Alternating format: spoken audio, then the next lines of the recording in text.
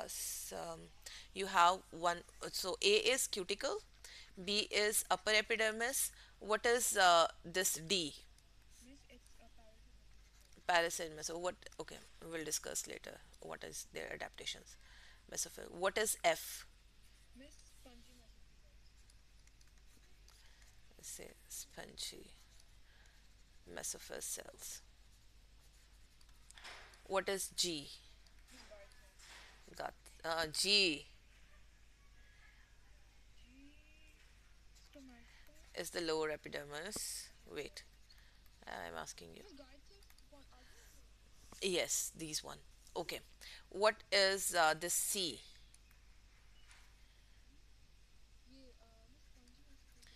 We call it vascular bundle. Okay. Now, in vascular bundle, keep in mind whatever is present on the outside, that one is xylem, and whatever is present in the inside of the vessel, that one is sorry, the inside one is xylem and the outside one is phloem. Mhm.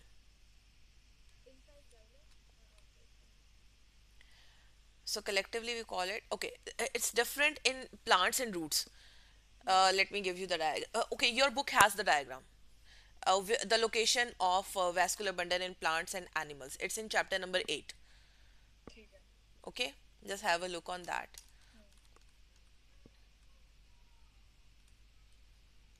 Chapter number 8. Hmm.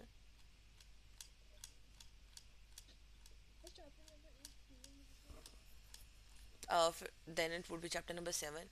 No, chapter number 8 is not human nutrition. Chapter number 7 is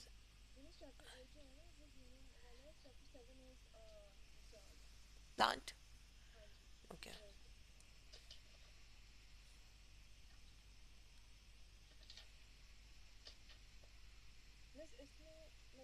got it? Hmm. Okay.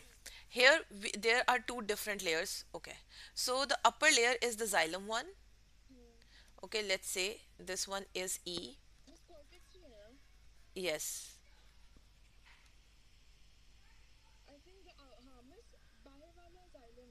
The upper one. Okay, okay, okay, okay. Wait. Now move to the leaf one. I guess I have placed the diagram of leaf. No. I thought I have copied. Oh, here. It's not. Oh, OMG. It's not visible. Wait. Let me check. What? How to like.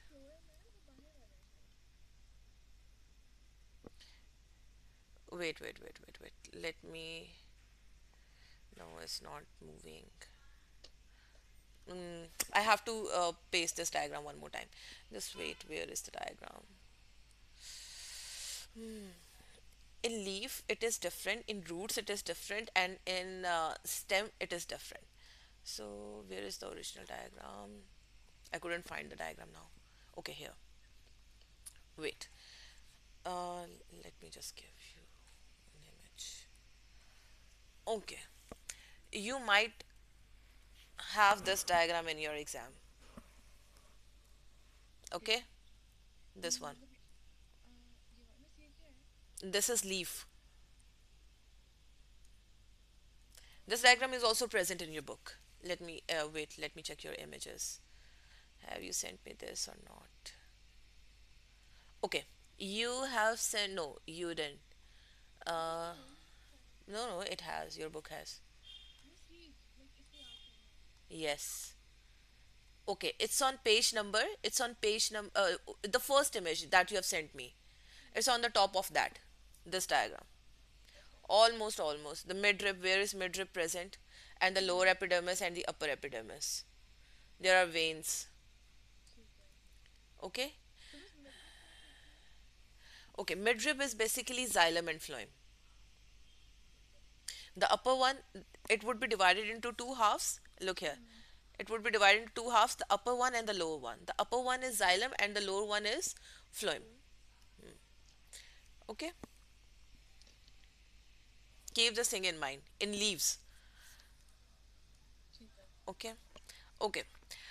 Then we are done with A, B, C, D, E, F, G. Okay, what is this H? These are guard cells. And what is this J? What is the opening called? Stomata or stoma. Okay, stomata mean many, stoma mean one.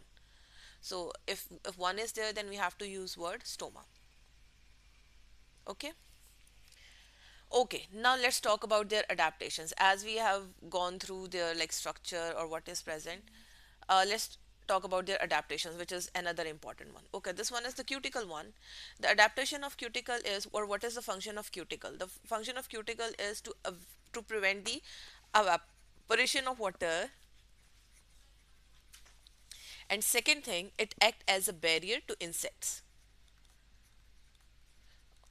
These adaptations are important. Okay, it act as a barrier to insects. Okay. Second adaptation is related to the upper epidermis. Now, upper epidermis has no chlorophyll. Okay, this is the adaptation. Now, what is the purpose of having no chlorophyll? To let light pass through. Okay, pass through to the palisade cells. Because if chlorophyll are present in this layer, then all the light would be absorbed by this layer. It won't go or it won't penetrate into the leaf. Okay. The next one is the palisade cell. Their adaptation. The palisade cell, their adaptation is they have exactly. So what do? They do maximum photosynthesis. Good. Okay. The adaptation of the spongy mesophyll cells. Okay. The first adaptation is their air spaces. That's why this layer is called a spongy layer. What is the purpose of having the air spaces? These air spaces. What is the purpose of having? Good. Exchange of gases, let's say. Moreover, evaporation of water.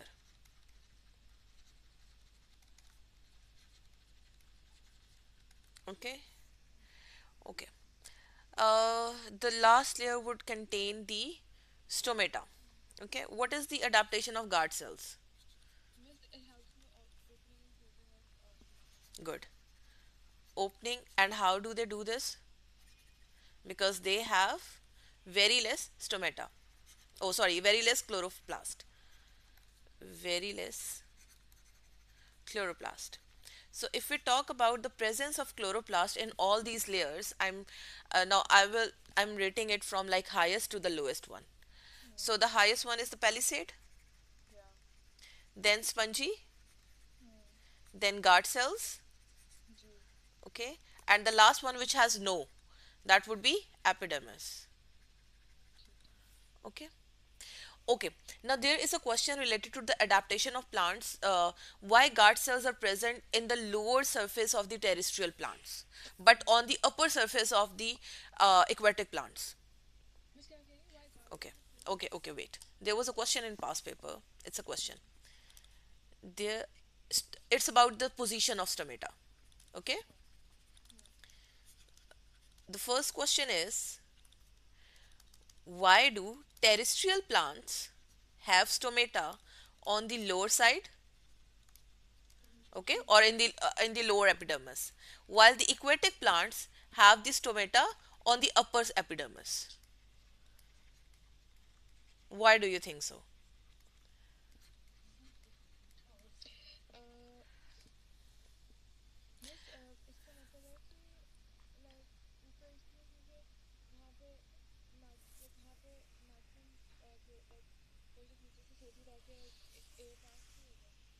Okay, wait, it's about their habitat.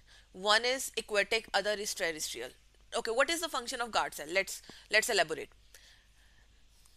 What is the function of guard cells, or what is the function of stomata?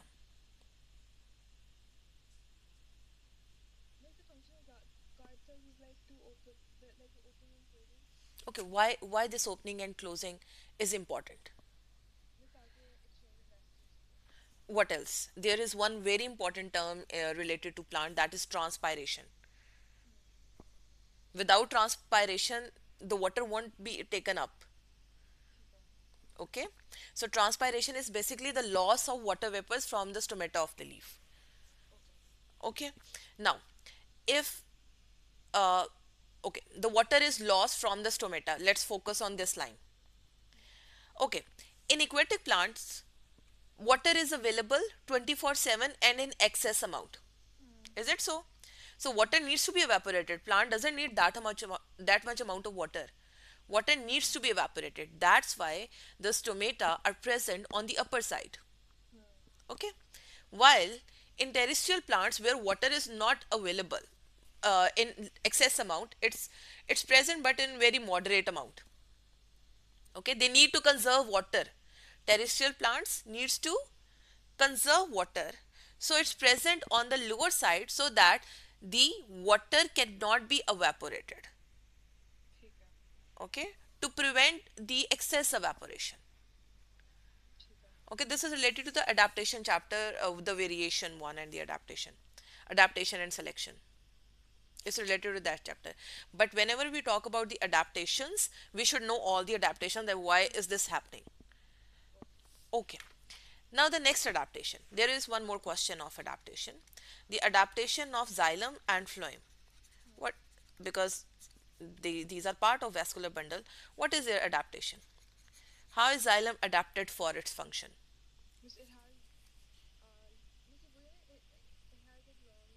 Yes, yes.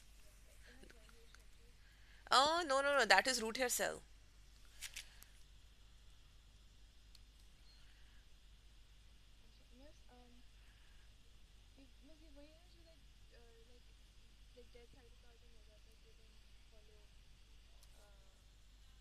Hmm, hmm, hmm, hmm. They are hollow. When mature, they are dead cells. Correct?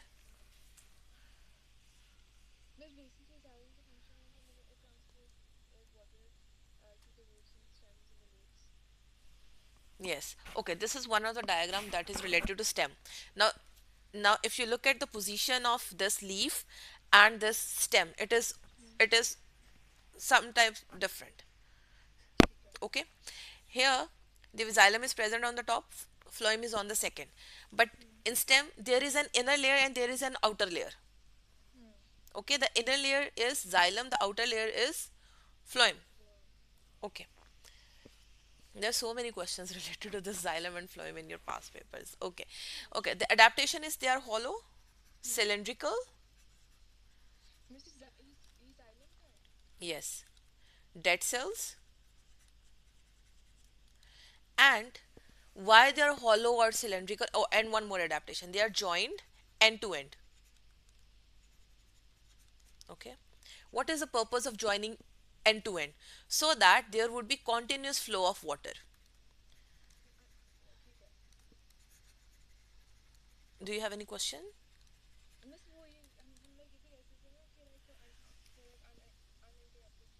Yes, we can. We can. Okay, then phloem. Now, phloem is made up of living cells that have many mitochondria. This is the adaptation because they need energy to transport food. Sometimes they need to transport food for active transport. Sorry, through active transport. Active transport, mitochondria.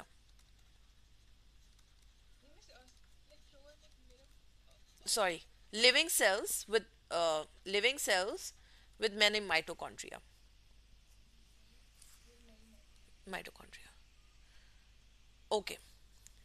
Now, if you talk about their difference, that we will talk in transport and plants because they have difference in the transportation. Okay, this is the general adaptations. Okay, there is one more important adaptation of xylem, that it has lignin. Exactly, because they and why when it is needed more when the plant is herbaceous. I mean, it doesn't have non-woody plants. It's important for non-woody plants. Then lignin provides strength. Okay, in which category this lignin falls into? Protein, carbohydrates, or fats? Think again. Okay, what is cellulose made up of? Simple. Okay.